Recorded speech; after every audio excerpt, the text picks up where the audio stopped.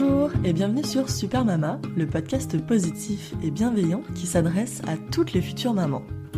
Je suis Lou, la créatrice et hôte de ce podcast. Je vous embarque avec moi chaque semaine pour vous partager ces belles aventures de femmes qui vous accompagneront sur le chemin d'une maternité éclairée et sereine.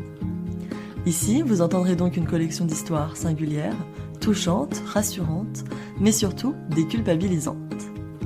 J'espère que ces moments de vie immortalisés permettront de donner espoir et confiance à toutes les futures super mamas. Je vous souhaite à toutes une merveilleuse écoute. IMG. Ces 3 lettres pour définir l'interruption médicale de grossesse, cette épreuve que vivent près de 6000 familles chaque année en France. Anaïs est passée par là. Dans cet épisode, elle vous racontera le jour où elle a fait une prééclampsie précoce à seulement 25 semaines de grossesse. La prééclampsie est une maladie de grossesse qui résulte d'un dysfonctionnement du placenta. Le mauvais fonctionnement de cet organe empêche donc les échanges entre le fœtus et la mère de se faire correctement. Selon le stade de la grossesse, une IMG peut être proposée aux parents.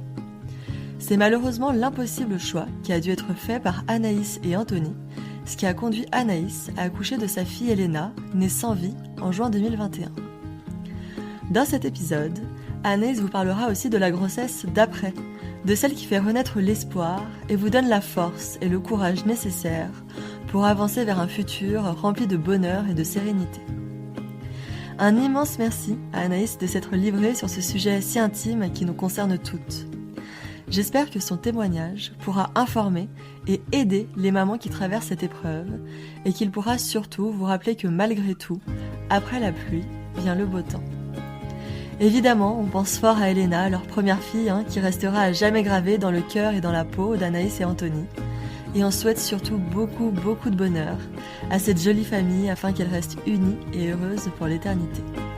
Je vous souhaite une très belle écoute. Bonjour Anaïs, merci beaucoup de prendre le temps de venir témoigner aujourd'hui sur le podcast de Super Mama. Est-ce que tu peux, s'il te plaît, te présenter en quelques mots? Bonjour, alors moi c'est Anaïs, j'ai 26 ans. Je suis en couple avec mon chéri depuis 7 ans. On a Ouais, 2 enfants, Elena qui est née sans vie à 6 mois de grossesse et Ange qui va avoir 15 mois. d'accord. Et toi, tu as quel âge, Anaïs? 26 ans. 26 ans, bon. Et ton conjoint s'appelle comment? Anthony. Anthony, ok. Vous êtes rencontrés comment avec Anthony? On se connaît depuis l'école primaire et on s'est mis en couple quand on avait 19 ans. Ah ouais, donc c'est un peu un premier amour, quoi, en quelque sorte. Enfin, on était potes, avant il Ouais. y avait une histoire d'amour entre nous et ça s'est vraiment fait sans qu'on s'y attende, quoi. Bon, c'est chouette. À quel moment vous avez du coup commencé à parler du fait de vouloir des enfants? Est-ce que c'est quelque chose qui est venu plutôt tôt dans votre histoire ou comment ça s'est passé? Oui, c'est venu très tôt, même quasiment dès le début de notre relation, c'est quelque chose, enfin, on en a parlé de suite. Ouais. Si on avait pu en avoir plus tôt, on l'aurait fait plus tôt, mais on n'avait pas la situation pour, on était encore chez Mm. nos parents, enfin voilà. Du coup, Ouais. dès qu'on était prêts et qu'on avait notre chez nous, on s'est lancé et voilà. Bon, génial. T'avais quel âge du coup quand vous avez décidé de vous lancer dans l'aventure? J'avais 23 ans. 23 ans, ouais. Et c'est venu rapidement? Comment ça s'est passé? Oui, c'est venu très rapidement. J'ai arrêté la pilule en décembre 2020 et je suis tombée Ouais. enceinte en janvier 2021. Ah ouais, donc carrément rapidement, quoi. C'est très vite. Bon, génial. Comment t'as appris cette grossesse? Alors j'ai fait un test de grossesse, mais en plus le premier mois j'avais mes règles, donc je l'ai vraiment Ah, fait sans grande conviction. ok. De suite il a été positif, donc voilà. Ouais, hyper surprise du coup, surtout si t'avais eu Ouais, des saignements, ouais. très, ouais, très surprise parce que je m'y attendais pas. Hmm. Euh, donc voilà, puis après on était très contents, mais quand j'ai vu ce test, très contente parce que c'est ce qu'on voulait, mais j'ai eu un pressentiment en me disant que cette grossesse n'irait pas au bout. Ah, tout de suite, tu as senti un peu quelque chose de négatif, ouais. Ouais, je me suis dit c'est trop beau pour être vrai, si vite, enfin j'ai pas galéré, enfin, j'ai trouvé ça bizarre. Ouais. Bon, au final, je me suis pas trompée parce qu'au bout de 6 mois, Hmm. tout est parti en vrille. Mais après, pour tout remettre dans le contexte, de toute façon, cette première grossesse, ça a été très compliqué, même au niveau du travail, parce que dans mon travail, j'ai vécu du harcèlement. Ah, d'accord. Tu faisais quoi comme boulot? Je suis assistante dentaire, donc dans le cabinet D'accord. dans lequel j'étais, j'ai fait ma formation chez eux et j'ai signé mon CDI en même temps que je suis tombée enceinte. Sauf Ah ouais, que, d'accord. bon, c'était voulu qu'on veuille un enfant. Ouais, Je ne savais pas que j'allais tomber enceinte aussi vite et bah oui. du coup, j'ai signé mon CDI sans savoir que j'étais enceinte. Ok, d'accord. Coup, quand j'ai annoncé ma grossesse, ça a été très compliqué au travail. Et à partir de ce moment-là, ça a été un peu la dégringolade. Beaucoup d'insultes, de harcèlement moral. Ah J'étais ouais. beaucoup mise à l'écart. Enfin, c'était au point où je ne pouvais plus manger avec mes employeurs et je devais descendre manger dans ma voiture seule. Ah oui, donc ça allait assez loin. Toi, comment t'as réagi? Comment t'as fait face à cette situation? Tu t'es rapproché, je sais pas, d'une médecine du travail, enfin, d'un institut En comme fait, ça? Non? non, non, j'avais mon chéri qui m'a beaucoup soutenue, ma mère Ouais. aussi. Donc, c'était très dur psychologiquement parce que Hmm. normalement, ce qui est censé être une belle chose qui va arriver dans ma vie, au travail, c'était pas du tout ça, quoi. Donc, c'était très compliqué. Ouais. Et au bout de 3 mois, j'ai décidé de me mettre en arrêt maladie parce que c'était plus possible de vivre comme ça, quoi. Bah oui, t'as bien fait. Et eux, c'était quoi? C'était le fait que t'allais partir pour un congé maternité qui leur posait problème? Qu'est-ce qu'ils te reprochaient? Je sais même pas, Hmm. déjà que je tombe enceinte de suite après avoir signé mon CDI. Ouais, Moi, je pars du principe que déjà, c'est ma vie privée, j'ai même pas besoin de me justifier pour ce que je fais. on est bien d'accord. Après, je sais même pas. C'est après donc le dentiste m'a embauché et sa femme travaillait avec lui, qui elle n'est D'accord. pas dentiste. Et c'est une perverse narcissique, quoi, le profil typique. Ah ouais. Oh ouais, donc t'attaques une grossesse, voilà, déjà c'est un gros chamboulement, on va dire, avec en plus, voilà, dans un contexte qui était pas forcément idéal, quoi. C'est ça, très stressant, la boule au ventre d'aller bosser le Mm. matin. Enfin, c'était voilà, avec des horaires à n'en plus finir. C'était de Oh, 8h30 à 19h passé le soir. ah ouais, Elle me changeait vraiment. mes jours de repos sans me demander. Enfin, c'était vraiment c'était la catastrophe. Ouais, invivable, quoi. Ouais, Et toi, enfin, physiquement, comment tu te sentais? Est-ce que tu avais des maux de grossesse ou ça allait? alors, les premières semaines, j'étais un peu nauséeuse, Mhm. mais quelques vomissements, mais sans plus. D'accord. Et par contre, c'est à partir de 5-6 mois où vraiment je commençais à me sentir pas très bien. J'ai énormément grossi. Ouais. J'avais pris 10 kilos en 3 semaines et après du coup, pour remettre dans le contexte de comment tout ça est arrivé, Mhm. j'ai eu mon échographie du premier trimestre, tout s'est très bien passé. Tout allait Ouais. très bien, de sang trisomie 21, enfin tout était vraiment parfait. J'étais suivie par ma sage-femme et un gynéco en plus, une fois par D'accord. mois. Ouais. Donc, alors à l'échographie Non, c'était à 19 semaines, mon gynéco me fait une écho et Mhm. il trouve ma fille très petite. Je dis, bon, c'est quand même bizarre et tout. Mais il m'a dit, bon, c'est pas grave, on se voit le mois prochain pour voir si elle grossit. Il m'a dit, après, bon, ça peut juste être un petit poids, c'est pas très grave. Ok. Et j'avais du coup ces 10 kilos en plus Mhm. en 3 semaines. Et il m'a dit, par contre, madame, je vous préviens, si le mois prochain vous revenez avec 10 kilos supplémentaires, je vous accouche pas, quoi. Même pas besoin de revenir chez moi. Ah, ok. Alors, en fait, c'est déjà les prémices de Ouais. ce qui allait se passer. Mhm. Bon, voilà, je repars chez moi comme ça. Bon, ok. Je vois ma sage-femme, du coup, pour l'échographie du deuxième trimestre. Elle m'a dit, mais là, ça va pas du tout. Elle est vraiment beaucoup trop petite. Elle était inférieure au premier percentile. Ok. Donc voilà, elle m'a dit allez revoir votre gynéco en urgence, qu'il vous refasse une écho et voir ce qu'il en pense. Donc une semaine après, je vais le voir. Il m'a donné Ouais. rendez-vous une semaine après quand même. Il m'a dit effectivement, elle est toute petite, c'est pas normal, il y a un petit problème. Donc il m'envoie sur Marseille, l'hôpital Nord, de niveau 3 pour faire une écho avec un gynéco spécialisé, qui du coup confirme ce tout petit poids et tout. Donc elle m'explique que ça peut être un problème de placenta ou un problème génétique.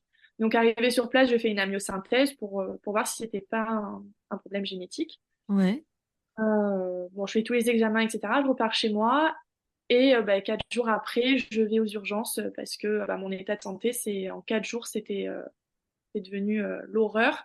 J'ai eu les premiers symptômes de la pré-éclampsie. Ouais, donc c'est quoi des œdèmes, de la haute Déjà, tension? le premier symptôme que j'ai eu, c'était les œdèmes, étant donné que j'ai pris 10 kilos Ouais. d'eau en même pas 3 semaines, c'était un des premiers symptômes. Mhm. Après, j'avais la barre épigastrique en dessous de la poitrine qui est apparue, et ça, c'est, je pense, la plus grosse douleur que j'ai eue, c'était horrible.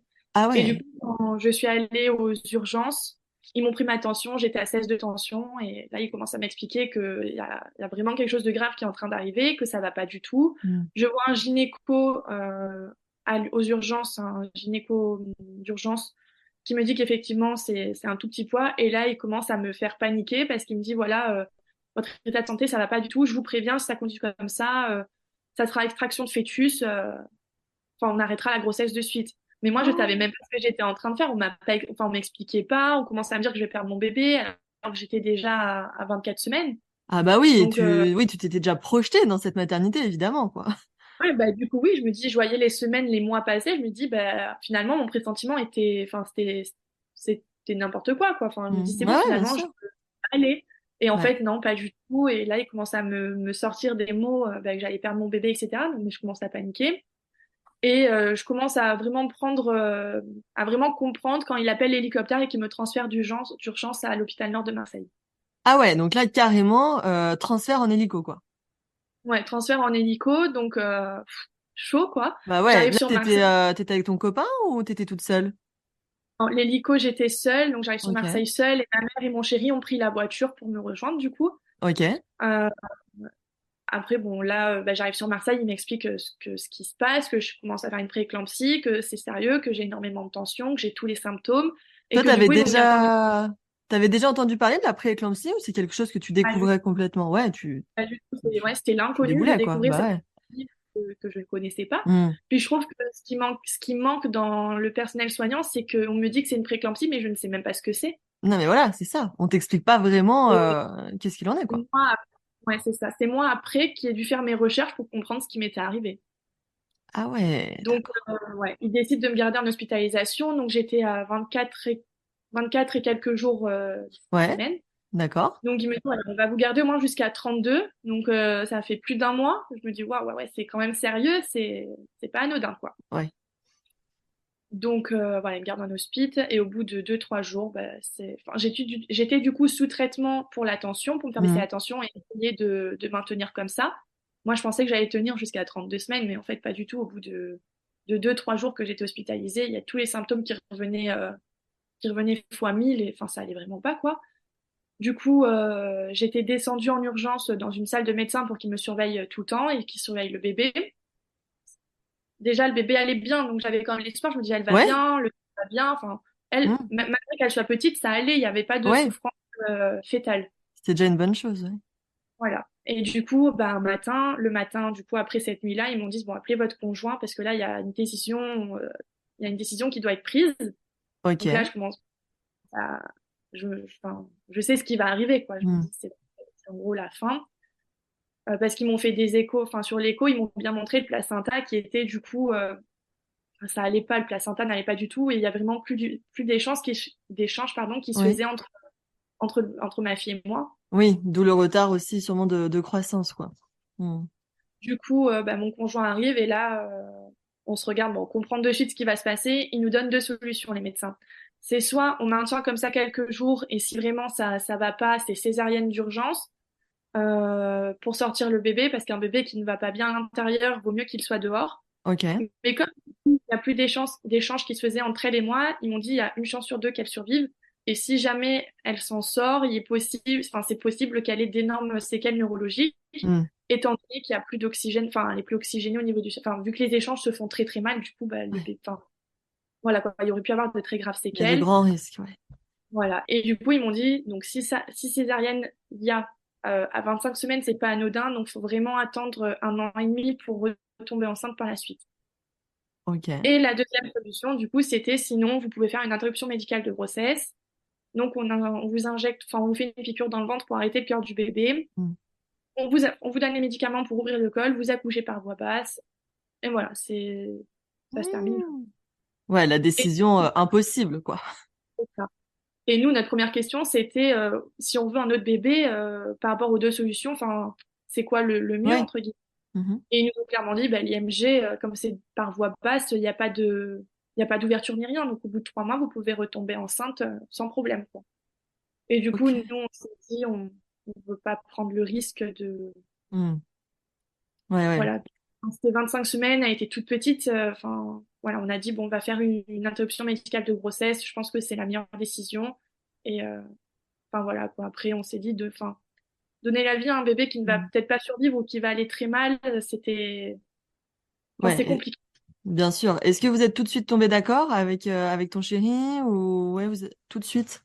Ouais. Moi, ce que je voulais, c'est que ce soit lui qui me dise d'abord sa décision parce que je voulais pas l'influencer sur moi ce que je voulais. Et au Ouais. final, quand il m'a dit qu'il préférait l'interruption médicale de grossesse, j'étais un peu soulagée parce que c'est ce que je voulais aussi, quoi. Ouais, c'est ce qui vous semblait le mieux, quoi, à ce moment-là. C'est ça. Ok. Donc, bah, de suite, après, ils m'emmènent en salle de naissance, quoi. Oh, Ils, ouais, ils me font, alors, je sais plus exactement l'ordre, mais ils me font d'abord la péridurale. Ils me font la piqûre dans le ventre pour arrêter le cœur du bébé. d'accord. Enfin, c'est dur, quoi, parce que, Tu sachant que le sentais bouger, ton bébé? ouais, je la sens pas beaucoup, mais je la sentais bouger. Ouais, ouais, bien sûr. Et puis, quelques heures avant, j'avais le monito, donc j'entendais son cœur Hmm. battre la chamade, et là, me dire que tout était fini, c'était quand même assez compliqué, quoi. Ouais, c'est violent, ouais. Ouais, c'était violent. Donc, voilà. Et après, bah, du coup, j'ai pris les cachets pour bah, commencer l'accouchement. Donc, Ouais. j'ai pris le premier cachet le mardi vers 16h et j'ai accouché le mercredi matin à 8h30. Ah ouais, donc quand même toute la nuit en travail, quoi. Ouais, c'est ça. Bon, après, enfin, j'étais quand même pas mal sous morphine. Hmm. Enfin, j'avais beaucoup de médicaments, donc j'étais Un un peu peu shooté. shootée. Ouais, ce qui n'était pas plus mal. Au moins, je me rendais pas trop compte de. Ouais. T'avais de... des douleurs? Ben, après, quand j'ai eu. Alors, avant, oui, parce que du Mhm. coup, j'avais tous les symptômes de la prééclampsie qui étaient revenus. Donc, la barre épigastrique, les violents maux de tête, enfin, j'avais tout qui était revenu. Et une fois qu'ils m'ont posé la péridurale, ben, comme j'étais tout endormie, je pouvais souffler et ça allait mieux au niveau des douleurs. Oh, donc tu as accouché ouais, le lendemain matin, donc par voie basse, où on t'a demandé bah, de pousser, hein, comme pour un accouchement classique. Ouais. Comment ça s'est passé? Bien, ça s'est très bien passé. Ouais. Euh, à la naissance, Elena faisait 360 grammes. Donc, normalement, ils disent un bébé qui peut vivre à 25 semaines, c'est minimum 450 grammes, je crois. Ou même 500 grammes, et elle en faisait que 360, Ouais. quoi. Hmm. C'est compliqué à ce poids-là, elle était Ouais. vraiment petite, quoi. Et est-ce qu'on vous a proposé de la voir, de la tenir dans vos bras? Comment ça se passe le suivi? Alors, au début, avec mon chéri, on s'était mis d'accord qu'on voulait pas, parce enfin, on avait peur un peu Bah de ouais. à quoi ça pouvait ressembler à Hmm. ce stade-là. Hmm. Donc, au début, on s'était dit non. Puis après, quand j'ai accouché, la sage-femme est revenue me voir. Elle m'a dit, est-ce que vous voulez la voir? Et là, je me dis, bah, oui, en fait, enfin, c'était logique. J'avais besoin de mettre un visage sur son prénom. Ouais. Je l'ai vue, mais j'ai pas. Elle me l'a posée sur moi, mais j'ai pas trop osé la porter, la porter dans mes bras, etc. Hmm. Enfin, je la trouvais tellement fragile que, Bah oui. elle était vraiment toute petite, quoi. Donc, Oh. Ouais, vous avez donc décidé de l'habiller quand même? Comment ça se passe? ils me l'ont habillée. Elle avait un petit bonnet de naissance, la couche, Ouais. un petit d'elle. Et ce qui était super dans la maternité où j'étais, c'est qu'ils m'ont fait ces petites empreintes de naissance. Donc ça, Ah, c'est bien, ouais. ben, je les ai toujours avec moi, quoi. Et on s'était fait tatouer du coup avec mon chéri sur les côtes. Hmm. Mais du coup, voilà. Bon, oui, vous avez décidé du coup de la nommer Elena, hein, c'est ça? Ouais. Comment ça se passe après au niveau... est-ce qu'il y a une sépulture, quelque chose, ou c'est l'hôpital qui s'occupe du corps? Comment ça se passe? Alors on avait deux choix. C'est soit on pouvait récupérer le corps pour du coup faire des obsèques, ou D'accord. du coup c'est le laisser à l'hôpital pour que ce soit l'hôpital qui s'en charge. Et nous, on a préféré que ce soit l'hôpital qui s'en Ouais. charge. D'accord. Est-ce que son nom est inscrit, par exemple, sur votre livret de famille ou pas? Ouais, Oui, oui, il d'accord. a déposé notre livret de famille et de suite, dès qu'on est sorti de la maternité, pardon, c'est ce qu'on a fait. Ouais, ça lui donne une vraie place dans votre famille, hein. Hmm. Exactement, non, c'était important pour nous bah, que ce soit concret, quoi, qu'elle apparaisse Bien dans sûr. notre famille, qu'elle en fait partie et que Ouais, qu'elle a existé, ouais. elle a existé. Hmm. Bon, et comment se sont passés, du coup, les jours, les semaines après cette épreuve? Comment tu te sentais, toi? Compliqué. J'ai énormément pleuré les premiers mois. Hmm. Ça a été très très dur. Mais heureusement que bah, mon chéri était beaucoup là, il m'a énormément soutenue. Mes amies aussi, elles ont Ouais. été là, elles ont été incroyables parce que bah, je sais que je pourrais toujours compter sur elles. Donc, c'est vraiment, ça a été des piliers dans ma vie énormes. Hmm. Après, à partir du moment où je suis pas retombée enceinte, c'était compliqué. Ah oui, C'était du coup, compliqué. tout de suite, tu te projetais sur une nouvelle grossesse? Ouais. C'était, j'en avais besoin. Hmm. Je, ouais, j'en avais besoin. Et quand je voyais toutes les grossesses autour de moi qu'on m'annonçait, c'était dur à gérer. C'est horrible ce que je vais dire, mais j'arrivais pas à me réjouir pour les autres. Bah oui, parce que ça te renvoyait à ta propre situation et du coup, forcément, on peut Je me dis ressentir ouais, un je me peu de dis jalousie, pourquoi. quoi. Oui, c'est ça. Mm. Pourquoi elle, ça va aller et moi, pourquoi c'est tombé sur moi? Pourquoi moi? Qu'est-ce que j'ai fait de mal? On se pose 10 000 questions du pourquoi moi, en fait. Ouais, bien sûr. Ça a pris combien de temps, du coup, à ce que tu retombes enceinte? Alors, j'ai accouché le 23 juin 2021 et je suis tombée enceinte le 29 novembre 2021. Ouais, donc quand même 6 mois quasiment d'attente, quoi. Ouais, bon après, parce que mon retour de couche a quand même mis 4 mois à revenir. Ouais, Et du coup, déjà. Mm. je suis tombée enceinte 2 mois après mon retour de couche. Ouais, cette attente t'a paru longue. Oui, c'est long, mais après, je me dis 2 mois après un retour de couche, c'est quand même relativement rapide. Bien sûr, une fois que tu retombes enceinte, ça va, mais c'est vrai que sur le moment, on s'impatiente. Bon, et quand c'est que enfin, comment t'as appris du coup cette nouvelle grossesse? Ben alors un peu pareil, j'avais mes règles qui sont arrivées, mais le premier jour de règles, je me dis, je vais quand même faire un test pour savoir. Enfin du coup, je testais souvent pour voir Ouais, si j'avais mon ovulation, etc. Et du coup, ben, j'ai fait mon test de grossesse qui du coup était bon, très léger, mais il était positif. super. J'avais un peu peur que ce soit un faux positif, donc le lendemain j'ai fait un test digital du coup qui m'a confirmé que j'étais bien enceinte. Ok. Donc, puis le lendemain, quand j'ai refait le test, c'est mon chéri qui l'a découvert en premier. Parce que du coup, j'ai dit, tiens, il a voulu le voir d'abord. Donc, j'ai dit, bah, tiens, prends-le. Et du coup, tu m'annonceras toi si je suis enceinte ou pas. Et du coup, bah, c'est lui qui m'a annoncé que j'étais enceinte. Bon, vous deviez être hyper content. Ouais, on était très contents. Et puis, le sentiment que j'ai eu de cette deuxième grossesse, c'était complètement différent de la première. Là, j'ai eu vraiment un bon sentiment de me dire, non, ça va aller, tout va très bien aller, ouais, ça va rouler, j'irai au bout et dans 9 mois, il sera dans nos bras, quoi. Ouais, t'as le sentiment que tout allait bien se passer cette fois-ci. Ouais, ouais. Bon, tant mieux. Et t'as réussi du coup à te projeter directement dans cette maternité. Est-ce que tu flippais peut-être d'arriver au terme auquel ta première fille est décédée? Comment ça s'est passé dans ta tête? Ouais, j'avais très très peur. Alors déjà, au niveau du suivi, ça allait être un gros suivi, je le Mm. savais. Dès que j'ai su que j'étais enceinte, mon gynéco m'avait... Du coup, j'étais allée voir un autre gynéco, j'avais posé plein de questions sur une prochaine grossesse, comment ça pourrait se passer, si j'allais avoir un traitement, Ok. etc. Le gynéco dans les grossesses à risque que j'ai pris. Donc il m'a dit, dès que vous savez que vous êtes enceinte, déjà vous m'envoyez un mail et vous commencez l'aspégique. Ah, Donc ouais, pour fluidifier le sang et favoriser les échanges entre bébé et maman, du coup. ok. Donc j'ai fait mon écho de datation, tout allait très bien, voilà. Donc le premier trimestre s'est très bien passé, mon écho du premier trimestre également.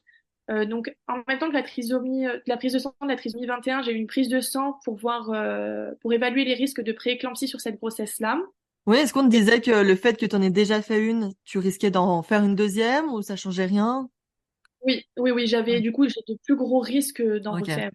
d'accord. Donc c'est pour ça qu'il faut que je sois beaucoup surveillée, Ouais. que je prenne stratégique et que bah, voir si bébé grandit bien dans sa courbe. Ok. Et, du coup, j'ai eu une prise de sang pour évaluer les risques de prééclampsie sur cette grossesse-là et les résultats étaient hyper satisfaisants, donc c'était quand même assez rassurant. Ouais. J'ai eu une échographie à 18 semaines, ça s'appelle une échographie morphologique précoce pour voir comment grandit le bébé. Donc déjà là, à ce stade, il était bien gros, il grossissait bien. Ouais, bon, génial. Et je reviens un peu en arrière, on a su que c'était un petit garçon à l'échographie du premier trimestre. On l'a su très très vite. Ah Donc ouais, d'accord. déjà un petit gars. Euh, Et du coup, j'en suis à l'échographie des 18 semaines. Mhm. Qui était bien gros, tout allait très bien, donc j'étais quand même rassurée. J'ai eu ensuite mon échographie du deuxième trimestre, où pareil, il pétait les scores au niveau du poids, il était bien gros, bien dodu, voilà, il était super haut dans la courbe, donc hyper rassurant Ah bah aussi. ouais, super. Et une fois que j'ai passé les 25 semaines, là, c'était un gros soulagement. Je me dis, c'est bon, on a passé le cap, il est là, tout va très bien, donc ça va aller. Ouais, génial. Est-ce que le fait d'apprendre que c'était un petit garçon, ça t'a aidé à te dire que voilà, l'histoire n'allait pas se répéter ou ça a pas changé grand-chose? Honnêtement, nous, le sexe du bébé, on s'en foutait complet. On s'est dit Mhm. du moment que c'est en bonne santé, c'est vraiment ce Ouais. qui nous importe. Et d'ailleurs, j'étais persuadée que ça allait être, enfin, que j'allais avoir une petite fille. Mhm. Mais je pense que parce que je faisais plus un transfert par rapport à à la première fois. Bien Mais sûr. très heureuse que ce soit un petit garçon et non, Ouais. franchement, au niveau du on s'en foutait complètement. Bah oui, tu m'étonnes. Bon. Et comment se sont passés, du coup, les derniers mois, les dernières semaines de cette grossesse?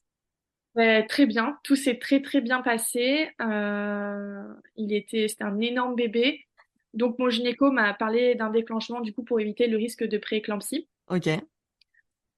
Moi j'ai dit ok, donc déclenchement à 39 semaines. Ouais.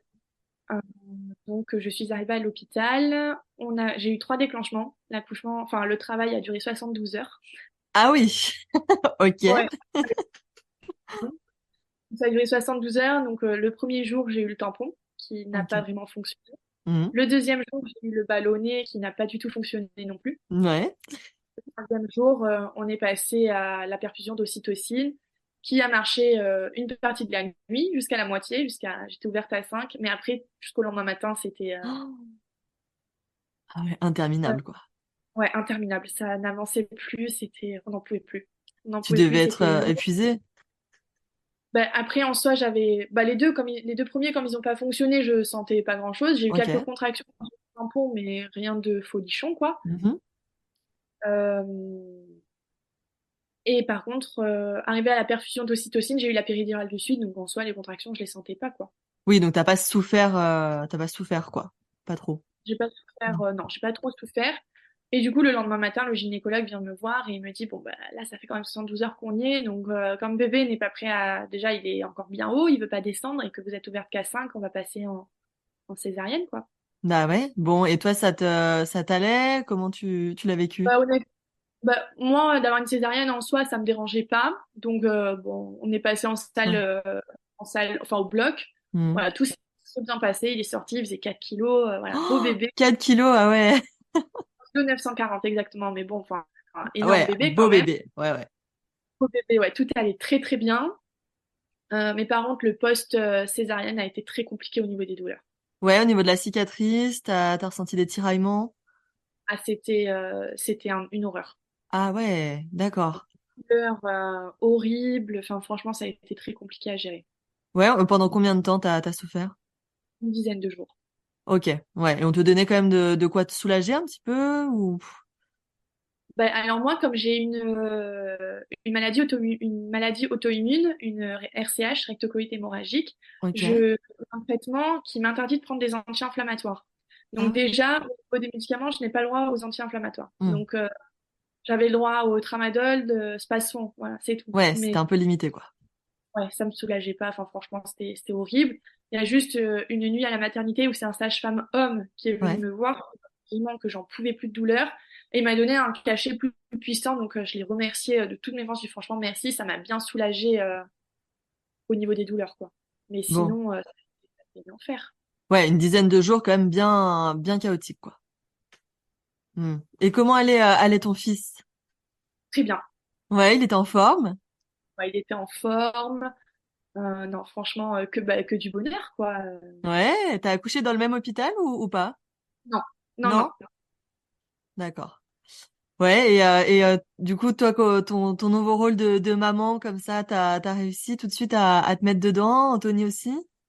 Ouais, ouais, non, c'est ce qu'on attendait le plus au monde. Donc, Hmm. forcément, c'est le rôle de notre vie. On n'attendait que ça et c'est que du bonheur.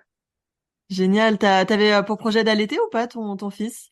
Oui, j'ai voulu allaiter. Alors, au sein, je n'ai pas du tout réussi à le mettre au sein. Donc, j'ai commencé un tir-allaitement. Ok, d'accord. Je tirais mon lait, on lui donnait au biberon. Et ce qui était bien, du coup, avec le tir-allaitement, c'est que papa pouvait aussi lui donner son biberon. Bon, vous avez fait ça combien de temps? 2 mois et demi, parce qu'après, j'ai repris le travail. Ok. Quand j'ai rentré à la crèche vers 4 mois, il y a la crèche, c'était trop compliqué de donner mon lait. Donc, bah, on l'a sevré petit à petit, on est passé au lait artificiel. Bon, génial. Et toi, du coup, t'as repris le travail hyper rapidement après la naissance d'Ange, ouais? Obligé, obligé. Bah, j'ai eu mon congé maternité, donc c'est 6 semaines avant et 10 semaines après. Hmm. Ouais, c'est Bah, court, ouais, hein. de 2 mois et demi, j'ai dû reprendre le travail. Alors, t'es retournée dans l'entreprise dans laquelle t'étais ou t'as changé? En fait, bah, quand il m'est arrivé toute cette prééclampsie, enfin tout ça, j'ai démissionné et j'ai recommencé dans un autre cabinet. Ah oui, t'as bien fait, ouais, de repartir sur une nouvelle base. C'était pas possible pour moi de retourner dans un environnement Ouais, aussi malsain comme toxique. ça peut être, non, ouais, toxique, c'est pas possible. Bon, et comment du coup vous organisez au quotidien avec Ange? Vous le faites garder? Il est en crèche chez une nounou? Ouais, il va à la crèche du coup. Ok. Alors moi, là, depuis un peu, j'ai arrêté de travailler. J'ai eu une opportunité qui me permet de ne plus travailler. Pour le moment, il continue quand même la crèche parce que je travaille sur un projet professionnel. Voilà, je n'en dis pas plus pour le moment. Ouais, Et génial. mon chéri travaille aussi, donc voilà, il continue la crèche. Voilà. Ouais. Et donc là aujourd'hui, il a 14 mois, c'est ça? Ouais, c'est ça. Ouais, ça se passe bien votre vie à trois? Oui, ça se passe très bien, c'est que du bonheur. Ouais, tu dois être trop contente. Même si des fois c'est un peu compliqué parce qu'il ne fait plus ses nuits. Ah, Euh, ok. il fait plus ses nuits, mais non, dans l'ensemble, c'est que du bonheur. Vraiment, j'ai changé Bon, ma vie pour rien. génial. Est-ce que vous pensez agrandir la famille un jour ou pour l'instant vous en parlez pas encore? Si, c'est dans les projets. Ouais, c'est vrai déjà.